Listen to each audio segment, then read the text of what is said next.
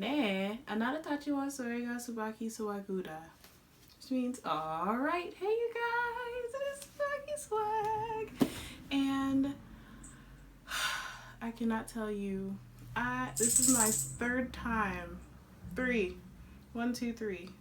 third time recording this video. And this video almost did not happen at this point, really. So I recorded it once, and then, well, I thought I recorded it once. Recorded the whole video, said everything I wanted to say. When I went around my camera to look back on the video, it died. My phone died, and literally got the first second of the video, and then nothing else. And you know what? I recorded it again day before yesterday. I had everything recorded. I looked back over the video. I was like, this is great. Then I got a new phone. Backed everything up to iCloud.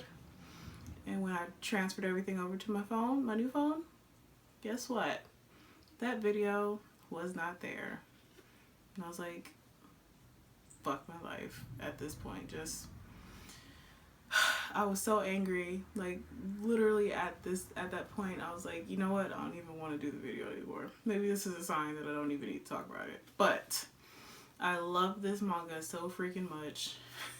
I have to. I can't bring myself to not. And of course, if you can't tell by the title, this is my first impression / review of Death Note, the Black Edition, which includes volumes 1 and 2. This is volume 1 of the Black Edition, and can I just say, it's so smooth. I like to touch soft things. It's so, like, it literally feels like velvet, And please disregard the way I'm talking right now, because I did finally get my snake bites, and they're still kind of swollen because I got it done last night, so disregard that. But yes, this manga is freaking amazing. And I know I mentioned when I was saying that I was going to start reviewing like books and stuff that I was looking forward to reviewing this, and I was looking forward to finishing the series because I was so intrigued by the story and how things progressed and how quickly they progressed, because they progressed very quickly. And I have to say, I love this manga. I love it. Like, there is nothing about this that I don't love, but Light is fucking crazy. Like, it's ridiculous how crazy this dude is.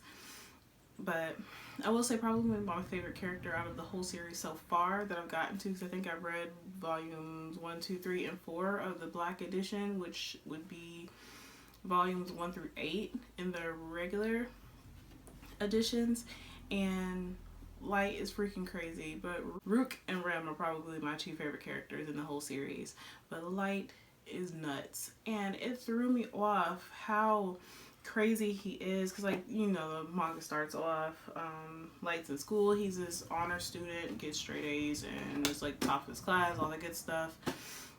He sees a black notebook on the ground, he goes outside, picks it up, and it's Death Note. Takes it home, and Rook literally like pops up out of nowhere, and Light looks like he's about to pee on himself. And I cannot even talk about him, because I probably, like, if that big ass motherfucker would popped up in my room, I would probably evacuate my bowels. Not even kidding. But he actually handled it surprisingly well, considering what Rook is, and he knows that he's a Shinigami. But it's like, after Rook like explains to him what the Death Note is and what he is, and pretty much that the Death Note is in his possession now until like he burns it or gets rid of it or gives it to someone else or something like that, that Rook will pretty much be following him around. He took it really well. And then he decided to go out that night and test it out to see if it actually worked, to see if he wasn't just hallucinating or Rook was lying to him, and he ended up killing someone who was harassing this girl. And that's how it all started. Like, literally, Light went nuts after that. and he just started doing a bunch of crazy stuff. He literally, I think in the first week, he killed like 52 criminals, maybe 52. It's just like, I completely understand where you're coming from with this, like why you're doing all of this, but why, or at what point do you get to in doing all of this that you're not just as bad as all of the criminals that you're killing, all these people that you're killing to get what you want out of everything, and you've come to this point where you've become or been considered this death god named Kira, and all these people love you because you're killing all these criminals, but you're still killing people too. And it's just, I don't quite understand. I don't understand how someone can be okay, even though all these people might in their own right not deserve to live for this, considering what they've done, but there's probably some of the people, like some of the criminals that he's killed, that hasn't done anything so substantial to the point where they deserve to die either. And it's like, no person should ever have that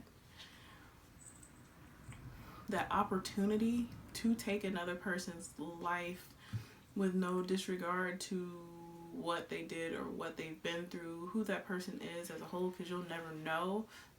There's only one being that should know that, and it's definitely not Light, but he is freaking crazy. And then it comes to, like, you find out that the police chief that's leading the investigation is his freaking father. Like, literally the person who is looking for you is living right down the hall from you, and you're not concerned or anything in the slightest, which, I mean, I can understand why he's not, because he is so smart. He's able to work around all of this stuff, and he's able to see what they're doing because he's able to hack into his dad's computer, for example, which is why he made himself even more susceptible to suspicion, because L, being the amazing human being that he is, figures out that it's someone who is connected to the police in some way, shape, or form, because no one would know all of this information without being able to get into the police's mainframe.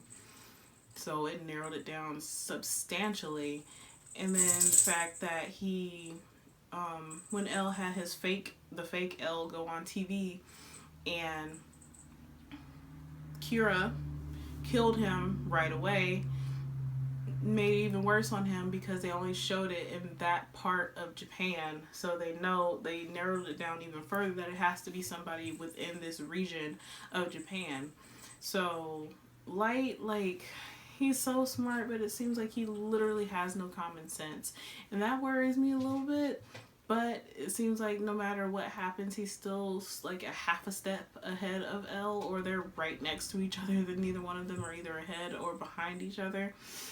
And I wish, like, in a way, I would love to like Light, but at the point, like, when he killed off Ray Pinbar, and then he killed off Ray's fiance Misora, it's just like, they literally did nothing to him. Ray was literally just doing his job. He was just shadowing Light, and he didn't even suspect Light. He was just like, Light's on this date, like on a date with a girl. That's pretty much it. I'm gonna tell Elle that I have no suspicion of him whatsoever.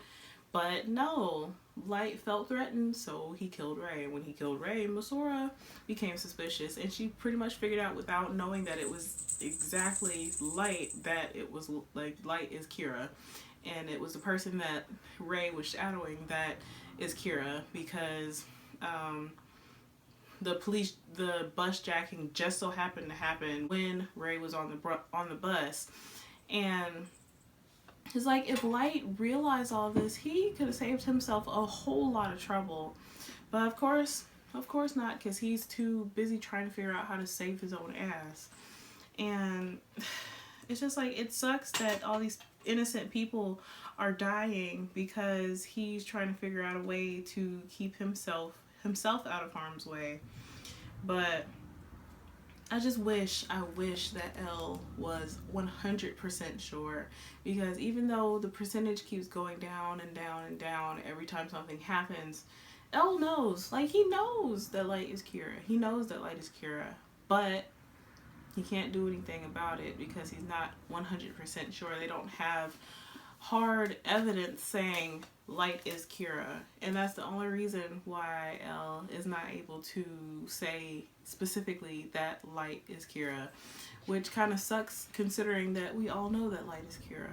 But you can't do anything unless you have hard evidence. So that's the one thing, in my opinion, that's holding L back. Because L's even told Light that he knows that he's Kira. Or he's almost positive that he's Kira. But until they have specific evidence, he can't say that he is Kira. But this volume ends when they find out that, well, L pretty much tells all of the people that are in his special unit that it has to be one of the like 3 main families in the police department, which includes Yagami, who is Light's father's family. So they literally put cameras everywhere in the house, like in the bathroom, in the rooms, everywhere, so they can keep surveillance on them. And at one point the police chief, he was like, that's an invasion of privacy, blah blah blah. But he was like, you know what, I want to prove that my family is completely innocent, so you can go ahead and put cameras everywhere, and but the only stipulation is I have to watch the footage with you, blah blah blah, whatever. So Light figures this out, and it seems like Rook has become more of an errand boy than a Shinigami at this point, because Light is using Rook to do things for him. But that's where this one ends.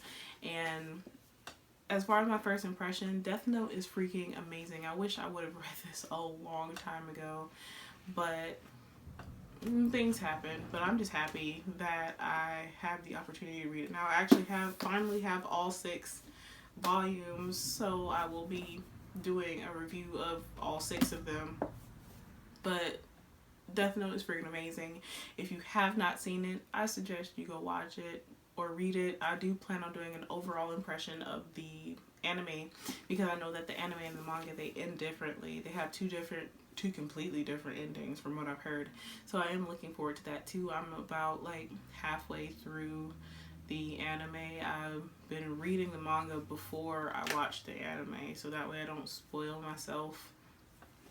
So I'm looking forward to that. So yeah, I would love to hear how you guys feel about Death Note. Like, did you watch Death Note when it first came out? Are you just catching up like me? Did you catch up not too long ago? What are your thoughts about it? Like, who is your favorite character in Death Note as a whole, or even like in the first 2 volumes, anything like that? Just who's your favorite character and why? And do you think that Light is right in this situation, or do you think he could have gone about things differently? And if you were to find a Death Note, would you actually use it?